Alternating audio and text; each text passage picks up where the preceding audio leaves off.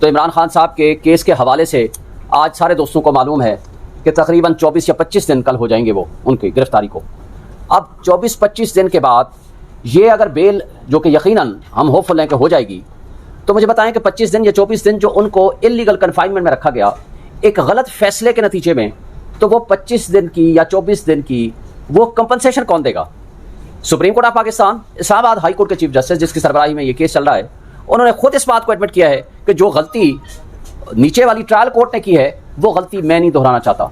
लेकिन हम ये सवाल करते हैं तो उस गलती को रेक्टिफाई तो आप कर सकते हैं, उस गलती को ख़त्म तो आप कर सकते हैं। यानी कि जो फैसला आपकी नज़र में नज़र आ रहा है कि गलत है, जो आपको नज़र आ रहा है कि एक मुतासिब जज का फैसला है, जब आपको एक नज़र आ रहा है कि एक जज ने आपके यानी इस्लामाबाद हाई कोर्ट के आर्डर को भी तस्लीम नहीं किया, उसने सुप्रीम कोर्ट के आर्डर को भी तस्लीम नहीं किया, उसने वकीलों को भी नहीं सुना, इमरान खान साहब के वकीलों को, उसने हमारे गवाहान भी नहीं आने दिए, ये सारे एडमिटेड फैक्ट्स हैं और 950 दिन टाइम बार्ड है वो कंप्लेंट, और वो complaint without lawful authority file हुई है। ये सारे मौजूआत पे जब आप कन्विंस्ड हैं तो मुझे बताएं कि इतने दिन आपने अटक जेल में रखा हुआ है और वहां वकीलों को मिलने की इजाजत भी नहीं दी है। वकीलों को कहते हैं जी एक दिन मिलने की इजाजत देंगे, 180 मुकदमात हैं। अब उसके अंदर अगर 50 वकील भी हों, 25 वकील भी हों, वो कहते हैं एक दिन में एक वकील आ सकता है पूरे हफ्ते में। तो मुझे ये बता दें, जेल मैनुअल को आप कहाँ ले जाएंगे? आप कानून को कहाँ लेकर जाएंगे? और हाई कोर्ट के फैसले को कहाँ लेकर जाएंगे? हाई कोर्ट का फैसला लेके मैं खुद गया हूँ, एक से ज्यादा मरतबा जेल सुप्रीडेंट से बात की है, उसको दरखास्त भी राइटिंग में दी है और 4-4 घंटे इंतजार भी किया है। वो कहता मैं नहीं मिलता, मैं नहीं मिलने देता। आप जाएं चीफ जस्टिस को बता दें, आप कोर्ट्स को बता दें। ये तर्ज अमल जो है ये गलत है, हम इसको कंडेम करते हैं। और उसके साथ ये भी बता दें कि भाई जब आपके पास आज का केस फिक्स था, ये पिछले 5 दिन से इलेक्शन कमीशन के वकील साहब इसको लंबा कर रहे हैं। ये 5 से 10 मिनट और आधे घंटे का केस है, इससे ज्यादा का नहीं है, क्योंकि ये जमानत का जो केस है उसमें बेसिक से प्रिंसिपल्स देखे जाते हैं, बेसिक पॉइंट्स देखे जाते हैं। आज 24-25 दिन होने के बावजूद उनका केस सुनवाई नहीं हो रही है और 5 दिन से सिर्फ सुनवाई हो रही है। और आज भी उन्होंने कहा था कि मैं आज फैसला करने लगा हूं 3 बजे जब उठ के गए, लेकिन 1 घंटे के बाद हमारे इंतजार के बाद हमें बताया गया कि नहीं जी मैं कल फैसला करूंगा 11 बजे।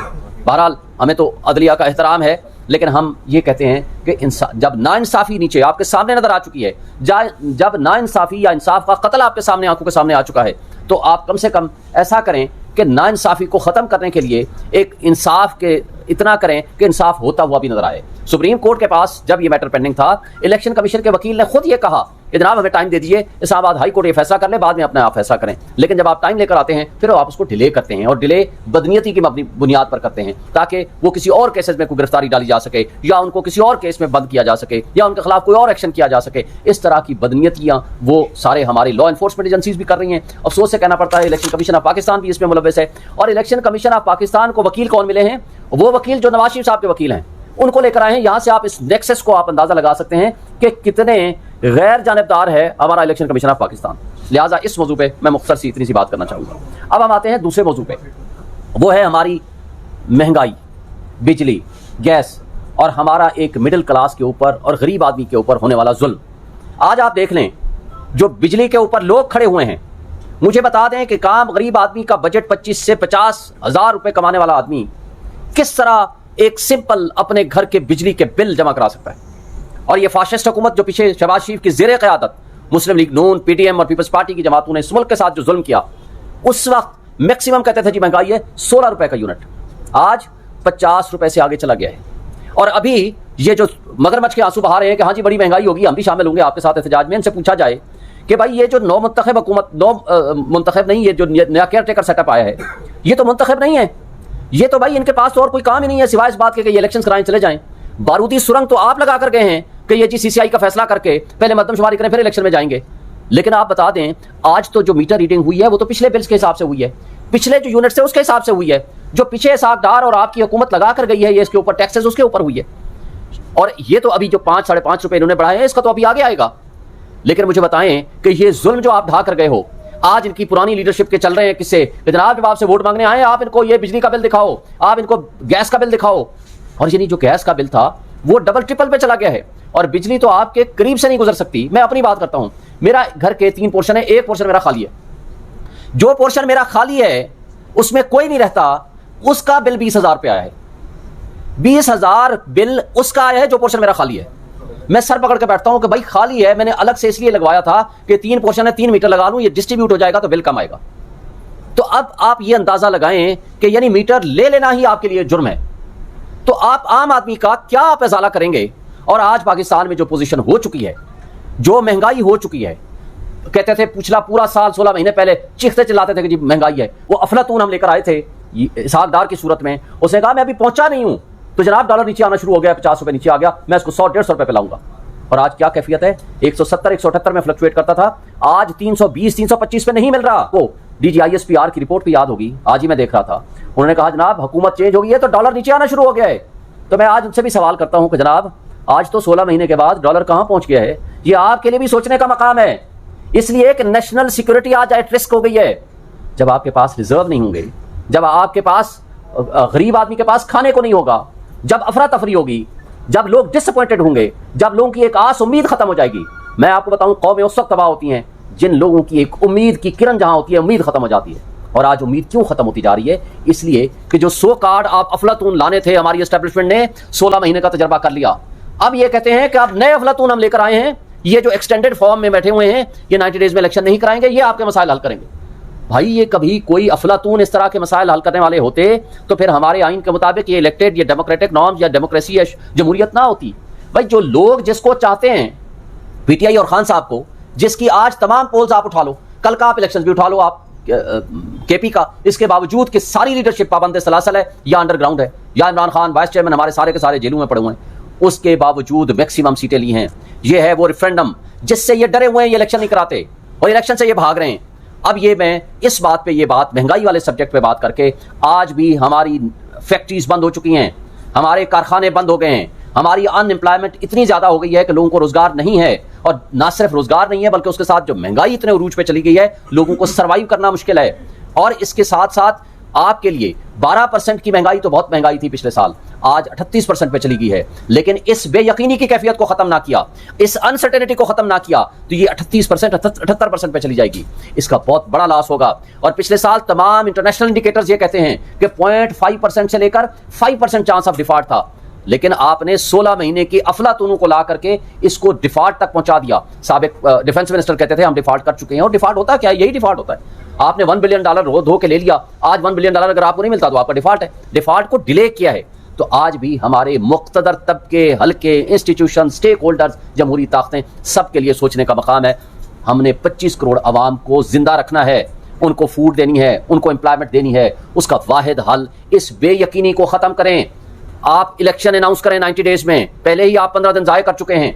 90 डेज का इलेक्शन अनाउंस करने के बाद आप इन केयर टेकर का कोई काम नहीं है सिवाय इस बात के कि वो आए हैं इलेक्शंस कराएं, और इलेक्शंस के अलावा उनका कोई किसी किस्म का कोई काम नहीं है। और इलेक्शंस कराएंगे, स्ट्रॉन्ग डेमोक्रेटिक गवर्नमेंट आएगी तो वो इन मसाइल का हल कर सकेगी। अगर स्ट्रॉन्ग डेमोक्रेटिक गवर्नमेंट नहीं आएगी, आपने इस जबर और खौफ की फिजा को कंटिन्यू रखा, आपने क्रेडिबल इलेक्शंस ना कराए, आपने इस इलेक्शंस को डिले किया, तो जो तबाही हम इस 15 दिन में देख चुके हैं, पिछले 16 महीनों में देख चुके हैं, तो ये मल्टीप्लाई होती जाएगी, ये बढ़ती जाएगी। इसका हल ये नहीं है। हल इसका है वो गवर्नमेंट आए जिसको लोग वोट दें, ताकि लोग उसके ऊपर ट्रस्ट करें, वो लॉन्ग टर्म पॉलिसीज बनाए और उन पॉलिसीज को एग्जीक्यूट कराने की पोजीशन पे हो। कौन मुझे बताए इंटरनेशनल लेवल की जो मुल्क होगा या इंटरनेशनल लेवल की पॉलिसी या सरमायाकार होंगे, वो आकर के आपकी इस इंटरम सेटअप में आकर के इन्वेस्टमेंट करेंगे? वो क्यों करेंगे? उनको पता ही नहीं है कि अगली गवर्नमेंट कौन सी आती है और अगली गवर्नमेंट की पॉलिसीज क्या होती हैं। जब ये सिचुएशन होगी तो आपके मुल्क की तबाही मचेगी। साबिक सेक्रेटरी इलेक्शन कमीशन का एक मैं पढ़ रहा था, सुन रहा था एक टीवी प्रोग्राम में, उन्होंने कहा जी अगले साल मई में होंगे, कोई लोग कह रहे हैं कि अगले साल फरवरी में होंगे। भाई इतनी अनसर्टेनिटी क्यों पैदा की हुई है? फिर प्रेसिडेंट ऑफ पाकिस्तान ने कहा कि मेरे साथ कंसल्टेशन के लिए आ जाओ इलेक्शन कमीशन को। कहा कमाल का इलेक्शन कमीशन है, इतना गैर जानबदार है। उसने प्रेसिडेंट को लिख दिया, जो सबसे आईनी बड़े ओहदे पे बैठे हैं, जो आईनी सरबराह हैं, रियासत के सरबराह हैं, supreme commander of the army हैं और पार्लियामान का हिस्सा हैं, उनको कहते हैं मैं आपको कंसल्ट करने नहीं आता, आपका काम ही नहीं है इलेक्शन कराना, आपकी इलेक्शन की डेट देना। आर्टिकल 48 वाज़े तौर पर कहता है, सब आर्टिकल 5 कि जब असम्बली डिसॉल्व करेगा प्रेसिडेंट ऑफ पाकिस्तान तो वो डेट देने का पाबंद है, नॉट लेटर देन 90 डेज। आप उसको इनकार कर रहे हो। भाई आप जाएं, अगर आपका मौक़िफ़ है तो आप वहां जाकर उनको बताएं कि आप दे सकते हैं या नहीं दे सकते। लेकिन ये कहना कि हम आपको मिलने ही नहीं आएंगे और सेम डे, हमारी गुलामी की मिसालें देखें, सेम डे US एम्बेसडर के साथ मिलते हैं और उसके साथ इलेक्शन डिस्कस करते हैं, मामलात डिस्कस करते हैं, तय करते हैं, फिर उसको पब्लिश करते हैं, जनाब हमने US एम्बेसडर के साथ मिल लिया। ये है आपके मुल्क की खुद मुख्तारी और सलामती की सूरत हाल। कई ने फैसला किया है, आज हमने पटिशन फाइल कर दी है सीसीआई के फैसले अनकॉन्स्टिट्यूशनल एंड इलीगल है।